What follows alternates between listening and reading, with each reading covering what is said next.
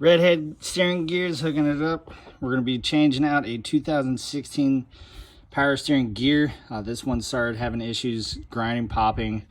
It just happens, especially when you go off-roading or bigger tires. Okay.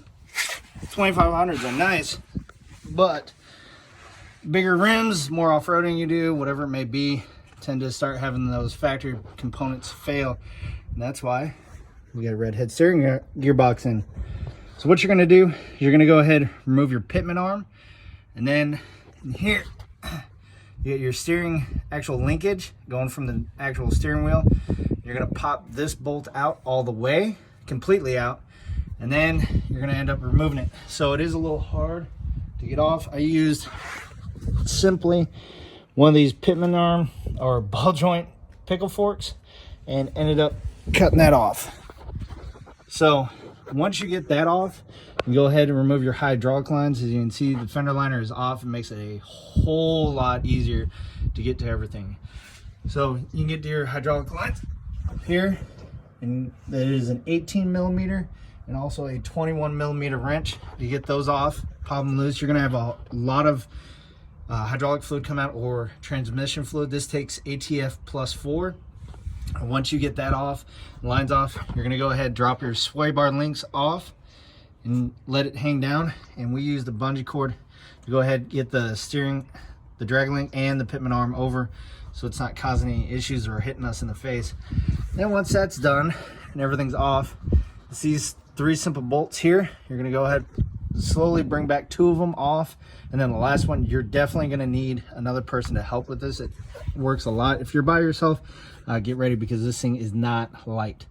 So you can kind of get that last bolt out if you're by yourself, and then have it kind of rest here while you're supporting it into the actual subframe underneath the engine, and then be able to drop it out a little way. Just be very careful, don't drop it on yourself. This will be personal injury, definitely, if you end up dropping it on yourself.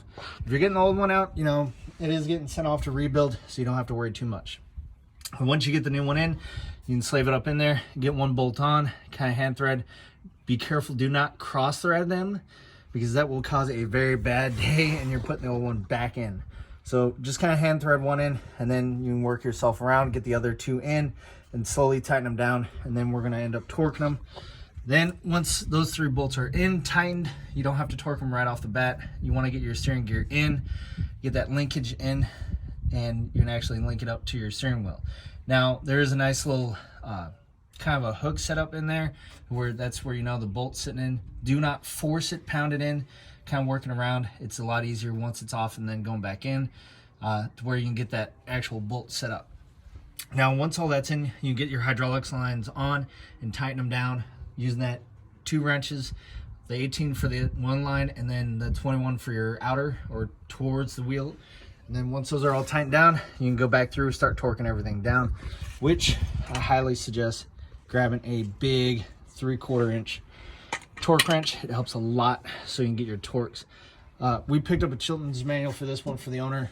That's what they requested, but we're gonna end up going off the torque specs on that, and then you can go ahead and find it in there, or it's 145 foot-pounds for these bolts right here, 36 for the little bolt in there for your steering linkage, and then we're going to be bolting that on, which I believe is a 225, but we're going to verify on that one.